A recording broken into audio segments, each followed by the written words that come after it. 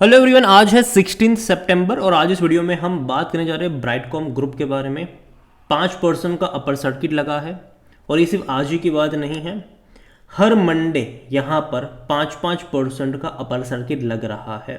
मैं हर मंडे इसलिए बोल रहा हूँ क्योंकि इसकी जो ट्रेडिंग है वो यहाँ पर सिर्फ और सिर्फ मंडे को ही हो रही है, बाकी दिन इसकी ट्रेडिंग सस्पेंड कर दी गई है और उसको लेकर भी हम बात करेंगे कि यहाँ पर चल क्या रहा है, मौके हैं, धोखे हैं, क्या सिनारियो यहाँ पर बन रहा है, सब कुछ डिस्कस करेंगे। लेकिन उससे पहले अगर आपने अभी तक चैनल को सब्सक्राइब नहीं किया है तो प्लीज़ अभी इसे सब्सक्राइब कर लीजिए, क्योंकि आगे भी बहुत सारे वीडियोज़ हैं जो आपको काफ़ी ज़्यादा हेल्प करेंगे। तो 9 रुपये का शेयर है, एक महीने में 21% की तेज़ी है और देखा जाए तो लगातार यहाँ पर पिछले 4 ट्रेडिंग सेशन से 5% की तेज़ी है एक महीने में। हालांकि 4 नहीं, उससे ज़्यादा से ही है। यहाँ पर अगर आप देखोगे तो पिछले 5 ट्रेडिंग सेशन से ये दौड़ रहा है। हालांकि उससे पहले अगर आप देखोगे तो लगातार गिर भी रहा था। यहाँ पर देखो हो ये रहा है ना कि खुलते ही 5% का अपर सर्किट या खुलते ही 5% का लोअर सर्किट, यही वाला गेम चल रहा है। एक साल में 50% का डिक्लाइन है यहाँ पर, 50% का अभी भी। जहाँ एक महीने में 21-22% की तेज़ी है, उसके बावजूद अभी भी 50% का डिक्लाइन है। और यहाँ पर देखो प्रॉब्लम यह है कि इसकी जो ट्रेडिंग है वो सिर्फ मंडे को हो रही है, हफ्ते में एक ही दिन हो रही है और वो है सिर्फ मंडे को, बाकी के दिन इसकी ट्रेडिंग नहीं हो रही है और ये कंसर्न है। हालांकि इसको लेकर ही अपडेट आई है और यहाँ पर अगर हम अपडेट की बात करें तो ब्राइटकॉम ग्रुप में एक इम्पॉर्टेंट अपडेट आई है। हालांकि अगेन ये मैनेजमेंट की तरफ से है। यहाँ पर देखो तो Brightcom group in an investor जो प्रेजेंटेशन था उनका संडे को, वहाँ पर उन्होंने बोला है कि उनकी मीटिंग्स चल रही है एनएससी और बीएससी के ऑफिशियल्स के साथ और उनके साथ वो बहुत ही क्लोजली काम कर रहे हैं, जिससे जो भी कंप्लायंस रिक्वायरमेंट यहाँ पर है जिसके चलते इनका जो ट्रेडिंग सस्पेंशन हुआ है उसको रिज्यूम करा जाए। ठीक है, उसको लेकर यहाँ पर बातचीत चल रही है उनके साथ। The Brightcom group are currently suspended from the normal trading and traded only in a trade for trade segment in Z category where only delivery based trading take place on the first trading day of every week। सिर्फ Monday को यहाँ पर हो रही है और वो भी सिर्फ डिलीवरी बेस पर। Both BSC and NSC are said to have provided the Brightcom group specific list of actions. देखो कई सारे इनके ऊपर एलिगेशन है कॉम्प्लायंस वगैरह के भी, तो यहाँ पर मतलब BSC और NSC दोनों ने बोला है कि भाई साहब ये जो चीज़ें हैं ये हमें आप सबमिट कर दो, उसके बाद हम यहाँ पर देखेंगे। वाइल द एग्जैक्ट टाइमलाइन अभी भी पता नहीं चली कि कब तक ये रिज्यूम हो पाएगा been drawn. We are confident that we are on track. हालांकि मैनेजमेंट की तरफ से बोला गया कि कब तक हो पाएगा ये उनको नहीं पता, लेकिन ट्रैक में है ये और जो भी रिक्वायरमेंट मांगी गई है BSC NSC की जो तरफ से उसको हम उनको दे देंगे ताकि ट्रेडिंग जो है वो नॉर्मल तरीके से यहाँ पर रिज्यूम हो पाए। यहाँ पर देखो ब्राइटकॉम के ऊपर जो एलिगेशंस है वो बहुत ही गंभीर है और वैलिड है जलिड, और जो एलिगेशंस भी लगे हैं ऐसे भी नहीं कि भाई कोई छोटे मोटे हैं। यहाँ पर बड़े खेल तो करे हैं, ठीक है, बड़े खेल करे जिसके वजह से अगर आप देखो तो छोटे निवेशक है वो उनके चलते यहाँ पर फंसे हुए हैं। ब्राइटकॉम का जो अगर आप वॉल्यूम्स देखोगे आज 26 लाख से भी ज़्यादा के शेयर यहाँ पर ट्रेड होते नजर आए हैं। कंपनी का जो ऑल टाइम है 122 रुपये का शेयर था एक टाइम पर, 122 रुपये।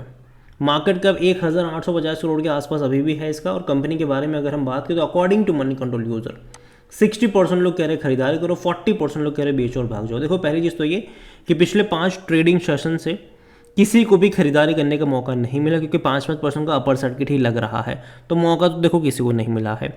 अब जब मौका मिलेगा ना उस दिन 5% का लोअर सर्किट लगेगा और जब लोअर सर्किट लगेगा तो वो लगातार लगता रहेगा, तो अगेन खरीदारी के मौके नहीं है।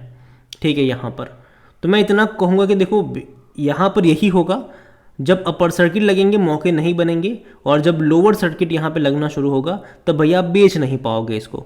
तो ये बहुत सारी चीज़ें हैं जहाँ जो आपको समझनी चाहिए। इस कंपनी के बारे में अगर आप देखोगे तो डिविडेंड तो भूल जाओ कि ये आपको पे करेगा अभी के टाइम पर, क्योंकि पहले जब तक वो पे कर रहा था एक तब ये था कि अच्छा प्रॉफिट कर भी रहा था, ठीक है। और हालांकि एलिगेशंस यही लगे हैं कि अपने प्रॉफिट्स को इन्होंने बढ़ा चढ़ा कर शो करे हैं, बढ़ा चढ़ा कर शो करें इन्होंने अपने प्रॉफिट्स को, और यही तो एलिगेशंस लगे इनके ऊपर और वो सही एलिगेशन है। क्योंकि जब इन्होंने दिसंबर क्वार्टर जो हाल फिलहाल में जो नंबर्स इन्होंने रिप्रेजेंट करे हैं वो क्लियर कट इंडिकेशन मतलब आपको दिखाते हैं कि जो नंबर्स आए उसके बाद कि पहले कैसे नंबर्स थे अभी कैसे नंबर्स है।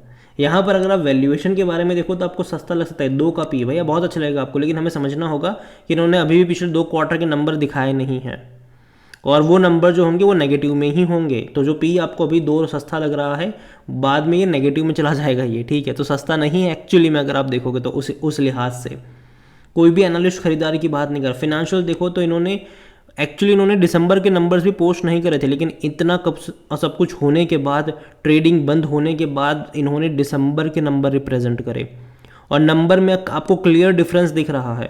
जहां रेवेन्यू इनके 2-2 हज़ार करोड़ थे, ठीक है, 2,800 करोड़, 1,300 करोड़, 1,700 करोड़ तक के रेवेन्यू थे। जब CBAD सब कुछ आने के बाद आप देखो इनके कितने आ रहे हैं, 450 करोड़ का रेवेन्यू। और जो प्रॉफिट 300 करोड़ ये लोग दिखाते थे, ठीक है, पहले 500 करोड़ दिखाते थे, 24 करोड़ का लॉस दिखाया है दिसंबर क्वार्टर में। अभी मार्च के और जून के नंबर तो आए ही नहीं है, ठीक है, अभी मार्च और जून के नंबर्स तो आए ही नहीं हैं। वो जब आएंगे तब और क्लियर पिक्चर होगा यहाँ पर, वो भी ऐसे ही होंगे या इससे भी ख़राब हो सकते हैं। तो ये कंसर्न यहाँ पर ज़रूर है। देखो हो ये रहा है, देखो अभी जो है वो खबरों के आधार पर चलेगा, ठीक है, कि भाई साहब खबर आई है भैया हम बात कर। अगेन देखो मैनेजमेंट जो है वो चाहता है कि कंपनी को लेकर पॉजिटिव चीज़ें रहे, और ये कोई भी मैनेजमेंट चाहेगा, वो आके बोलेंगे कि भैया हम बात कर रहे हैं, हम ये कर रहे हैं, लेकिन आपको खुद समझना होगा कि चल क्या रहा है, कंपनी ने, मैनेजमेंट ने किया क्या है यहाँ पर। आप भरोसा कर सकते हैं यहाँ पर कि नहीं, वो आपको खुद सोचना है। जहाँ तक शेयर होल्डिंग के बारे में अगर हम बात करें तो जो प्रमोटर की होल्डिंग है वो 18.38% की है, 10.70% किसके पास है, FIs के पास है। रिटेल वाले सबसे ज़्यादा है 41.69%, और भाई साहब वही खरीद रहे हैं यहाँ पर। अगर आप पिछले 5 क्वार्टर का पिछले 5 सालों का अगर आप देख लोगे तो पता चलेगा कि रिटेल वालों को ही यहाँ पर माल चिपकाया गया है। तो ये एक अच्छा साइन नहीं है मेरे हिसाब से। अदर पार्टीज़ के पास 29.08% का स्टेक है। म्यूचुअल फंड के पास 0.15%, डोमेस्टिक वाले स्मार्ट है, कुछ भी नहीं है उनके पास। ओवरऑल मैं इतना ही कहूँगा इस कंपनी के बारे में कि देखो कंपनी जो है वो फंडामेंटल तौर पर अच्छी नहीं है, ठीक है। अभी भी इन्होंने मार्च और जून के नंबर्स नहीं रिप्रेजेंट करे हैं, और जब तक वो नहीं आते हैं बैन तो नहीं हटने वाला है। हालांकि 6 महीने का इनके ऊपर बैन लगा था, 2-2.5 महीने निकल चुके हैं और शायद 3.5-3 महीने बचे हैं यहाँ पर इनके बैन के।